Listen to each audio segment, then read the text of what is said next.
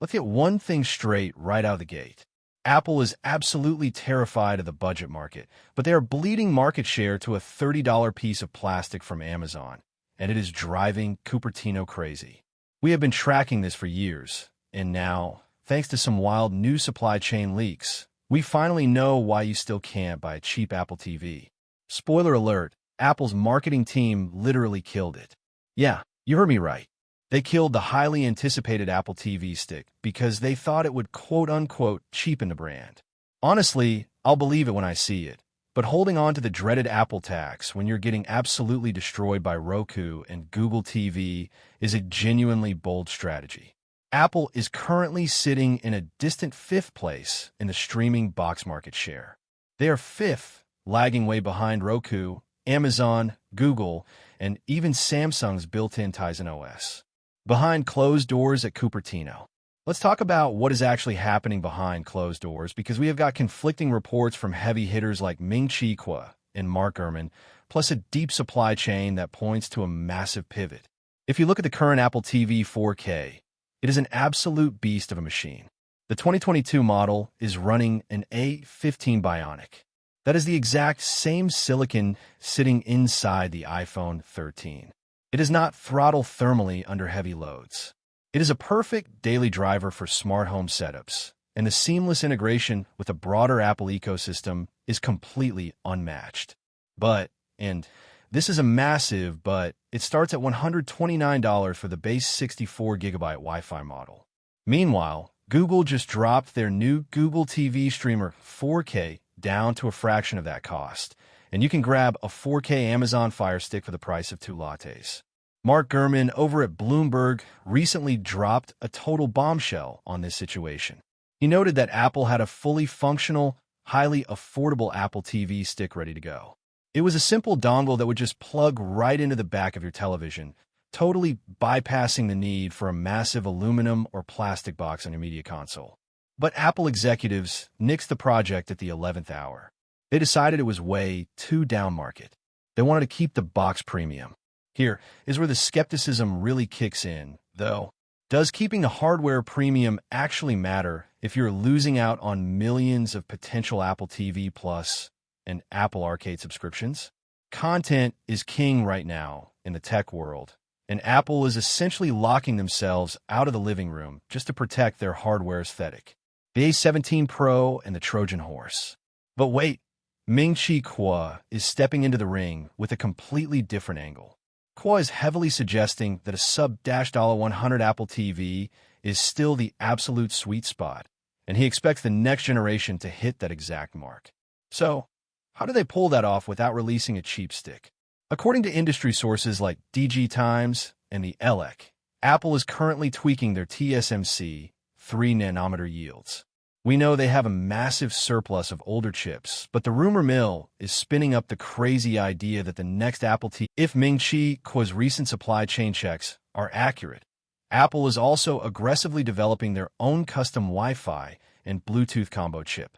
Moving away from Broadcom would save them a few crucial dollars per unit, which might be exactly how they get the price down to that magic $99 target. When you look at the A15 Bionic currently sitting inside the Apple TV, you're looking at a 5nm process. It is incredibly efficient, but moving to the N3B or N3 process from TSMC for the A17 Pro changes the game completely. We're talking about massive gains in memory BA, bandwidth, and hardware-accelerated ray tracing. Imagine playing natively rendered Resident Evil or Death Stranding directly on your TV without needing to drop $500 on a PlayStation 5. That is the ultimate endgame for Apple. They do not just want to sell you a box that plays Netflix. They want to sell you a microconsole that completely locks you into Apple Arcade. But they cannot do that if the barrier to entry is $150. They need the volume. The smart home battlefield. There is another massive shift happening right now in the smart home space that Apple is definitely watching, and it changes the entire context of this Apple TV leak. Walmart is partnering up with Google to launch an on-branded smart speaker powered entirely by Gemini. This is specifically designed to deeply undercut Amazon's Echo devices. People are getting incredibly frustrated with Alexa lately. The aggressive upselling, the weird ad insertions, the unsolicited backtalk, it is driving users away. People just want a speaker that tells them the weather and turns off the kitchen lights without asking if they want to buy a bulk pack of paper towels. Apple's HomePod Mini is a great piece of audio tech, but it is expensive for what it is. A cheaper Apple TV could act as the ultimate Trojan horse for the entire home. Combine an A17 Pro Apple TV with HomeKit, and suddenly Apple has a centralized, hyper-powerful hub that undercuts absolutely everyone on processing power. We also have to look closely at the recent sales data. Look at the MacBook Air. Apple recently kept the older M-series MacBook Air in the lineup at a heavily reduced price, and it is absolutely flying off the shelves. It is constantly backordered for weeks on Amazon. Apple knows that when they drop the price of entry into their walled garden, the sheer volume makes up for the lower profit margins. The macro shift, consolidate or die.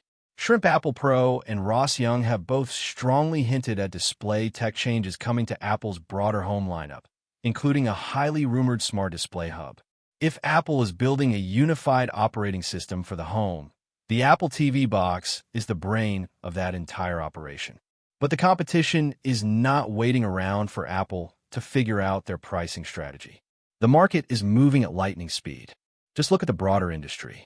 GameStop literally just launched an unsolicited bid to buy eBay for $56 billion to completely pivot their physical game sale strategy into a massive e-commerce and collectibles empire. Disney is aggressively training its workforce on AI, with some of their employees hitting Claude over 50,000 times a day for coding and special effect generation. The media and tech industries are consolidating, and they are moving incredibly fast. Apple simply cannot afford to let their living room strategy stagnate while Amazon buys up live sports rights like the Duke basketball games, and Google pushes cheap, Gemini-powered AI hardware into every Walmart aisle in the country. They have to move, and they have to move right now. The final verdict.